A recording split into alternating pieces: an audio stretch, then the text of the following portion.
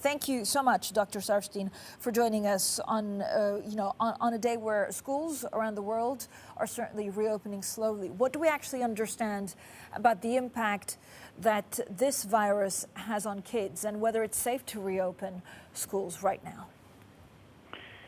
Thanks for having me. Well, we know that kids are less likely to get severe disease immediately, and they may be less likely to get sick in the first place. There's new evidence that kids have far fewer of the receptors that bind the coronavirus than adults do.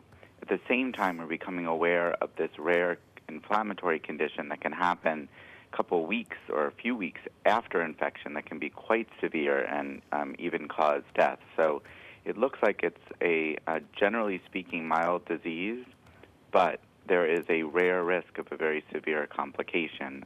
Schools that open have to be careful. They have to, it can't look like school did before the pandemic. They have to separate out the classes, keep kids with smaller groups of other kids, protect teachers, and probably prepare for a combination of online and in-person learning. Josh, even if children don't actually get sick themselves, can they transmit the disease? Again, I've seen varying reports saying it's more difficult to transmit it, and others saying they transmit it just like adults. I think generally speaking, they definitely can transmit it. It may be less frequently transmitted than adults because they're less likely to be coughing and sneezing and really sick.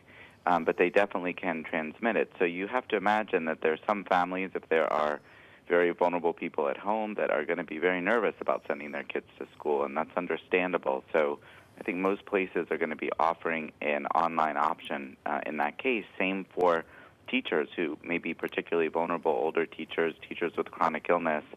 May not be a good idea for them to be the first to return to the classroom. Is this a blood vessel disease or is it a respiratory disease?